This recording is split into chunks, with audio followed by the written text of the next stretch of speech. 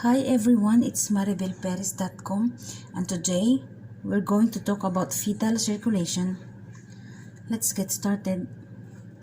To help us understand the fetal circulation, we first have to go back and review the normal blood flow of the heart.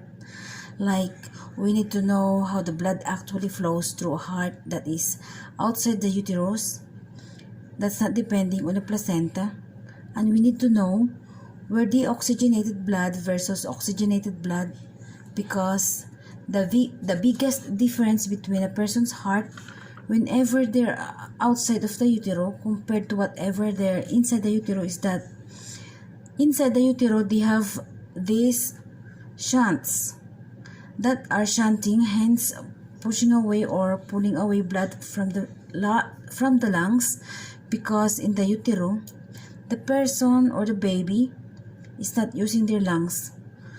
They're full of fluids, but whenever they're born, they don't use their lungs. So those shunts aren't needed anymore, because we actually need that blood to go through the lungs. So let's first review the blood flow through the heart. This is the normal blood flow of the heart. So everything starts on the right side, and here in this illustration the two sides is our right side, and over here this is our left side. So what's going on is that the right side is that all the blood is draining back to your heart. It is very low in oxygen because the oxygen has went and replenished your organs, so they continue to work. So now it goes on the right side, and its whole goal is to get to the lungs, because the lungs are going to replenish that deoxygenated blood with oxygen. And then after it does that, it's going to enter the left side, which is going to pump it up through your body and replenish your organs and tissues with oxygen. And it's just constantly cycling like this. So everything, we have the inferior vena cava, this is the inferior vena cava, and the superior vena cava, and the blood is draining back to those inferior and superior vena cava, go down into the right atrium. This is the right atrium, and it's gonna flow down into the right ventricle, and it's going to pump it up through the pulmonary artery. This is the pulmonary artery. Right now it's still low in oxygen, but once it leaves the pulmonary artery, it's gonna hit the lungs, where gas exchange is gonna happen. So the buildup of waste is in your blood, like carbon dioxide, is going to cross over. You're going to exhale that out, and the oxygen that you're taken in is gonna cross over and go into the blood and replenish it. So over here I have the deoxygenated blood represented in blue, letting you know that it's really low in oxygen. So once it hit those lungs, it's gonna throw back through into the pulmonary vein. This is the pulmonary vein. So now we're into the left side of the heart, and it's red. It's really high in oxygen, so it's going into your left atrium, down the left ventricles, which is really strong, and it's going to pump the blood up through the aorta, and it's going to shoot up through here,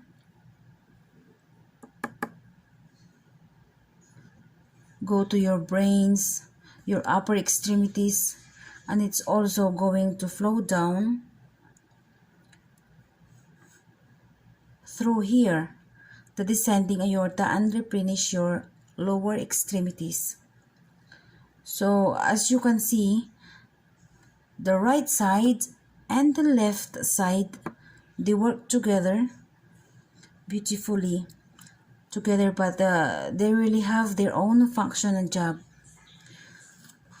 The right side is going to take the deoxygenated blood, pump it to the lungs, and the left side is going to take that oxygenated blood, it's just received from the lungs, and pump it up through the body. So the heart and the lungs, they work together beautifully. Now, as you can see, the heart has no shunts or little passageways that allowing the blood to flow in the different directions, which would help bypass the lungs, because we're using the lungs. So the lungs need this blood flow so gas exchange can occur. Now, what's different in this fetal heart circulation? Here, our lungs are not working. They're non-functional. They're full of fluids, but whenever the baby is born, takes their first breath lungs, those alveoli sacs, they pop open up, and the baby starts breathing, and the gas exchange starts to occur. However, before that ever happens, while they're still in the utero, the lungs aren't working, so we need a little bit of blood flow to go to those lungs to maintain that lung tissues, but we need majority of it to bypass the lungs.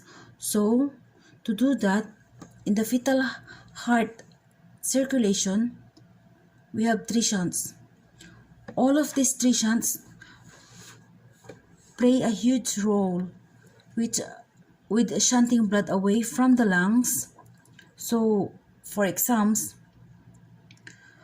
you want to remember those 3 shunts, where they're located and blood flows through them. So the shunts I want you to remember are foramen ovale,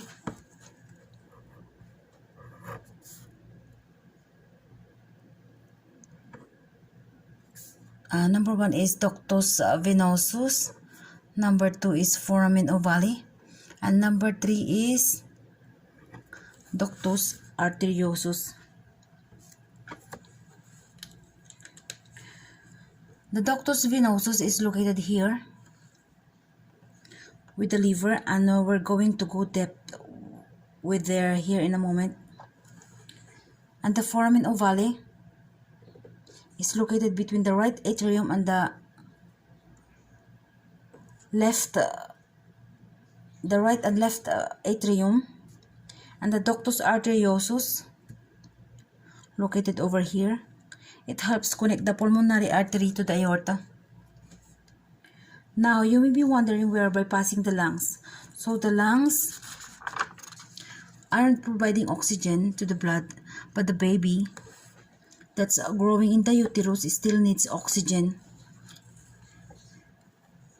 They need oxygen in their blood, and so their brain can develop, and their whole body and all those vital organs. So how are they getting oxygen in their blood?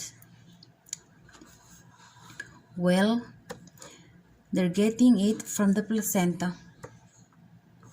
Now the placenta, along with the umbilical cord, which attaches to the baby, is like the lifeline of that baby whilst developing in the uterus. If you don't have a healthy placenta, there's gonna be issues with the baby growing and developing properly, along with major complications that can happen. So the placenta, what it does is, it embeds itself in the uterus, and when it does this, it in a sense connects with the mom's circulation, because this placenta, what it's gonna do is, it's going to give the baby oxygen and nutrients that it pulls from the mom's circulation. It's not through the umbilical cord, go through the baby, and then the baby's gonna use it up, produce its own waste, and it needs to get rid of it, so the baby will send it back through the umbilical cord to the placenta, which will go into the mom's circulation, and mom will clear it. So think of the placenta as like the temporary lungs for the baby until they're actually able to use their own set of lungs. Now for exams, what you want to know is really about the umbilical cord, specifically about the umbilical veins and the umbilical arteries, like how many there are of each and what type of blood they carry. So with this umbilical cord, there is usually, in most babies, there is only one umbilical vein. And what this umbilical vein does is, it carries oxygenated blood, so it's gonna carry it away from the placenta, and it is illustrated here in red. And you can see the arrows, and it goes to take it away from the placenta because it's rich in oxygen and nutrients, and send it to the baby. Now there are two umbilical arteries, and they carry unoxygenated blood. These are the two umbilical arteries. They carry deoxygenated blood, so that's really low in oxygen. And we have the arrows going back to the placenta,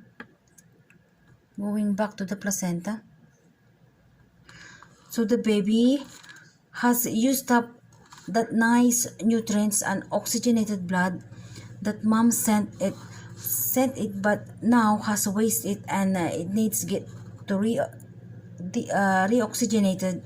So it's going to leave these two umbilical arteries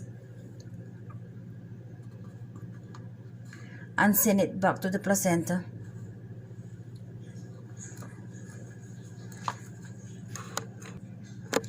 So now let me walk you through fetal circulation of the baby who is in the utero, and then follow that up with how that fetal circulation changes once they are born and they started breathing on their own. So we're gonna start here about this placenta specifically. We're gonna start at the umbilical vein.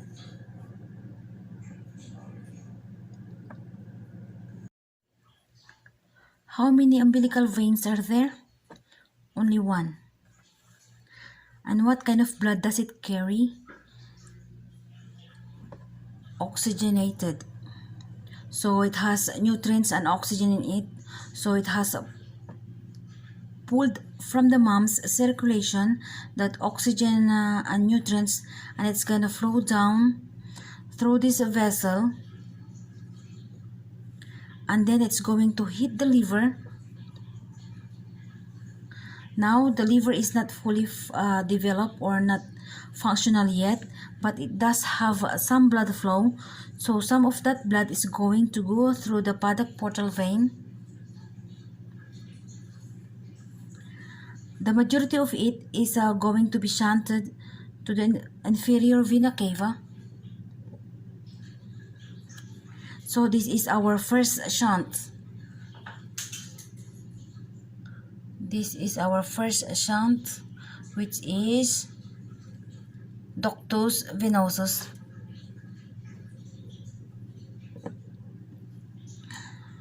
So the ductus venosus is going to help shunt this rich oxygenated blood, and it wants to get it to the heart. So it's going to enter into the inferior vena cava also, and then for your vena cava, just like over here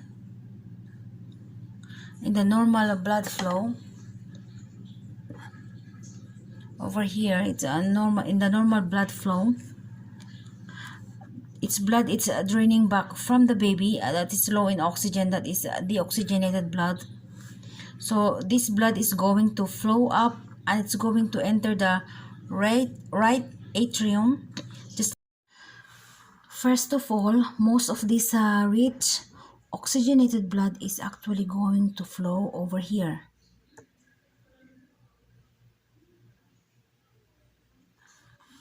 So to this left side via shunt, which is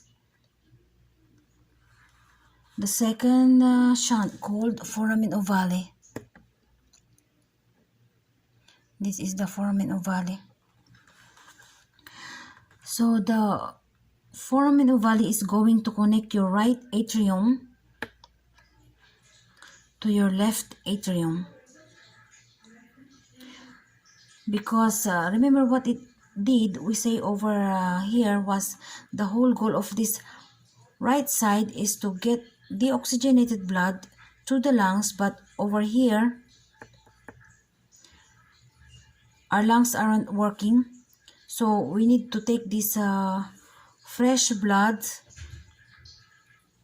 with oxygen that we just received from the mom,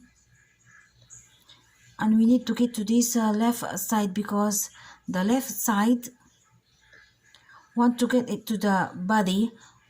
We don't need it to go through the right side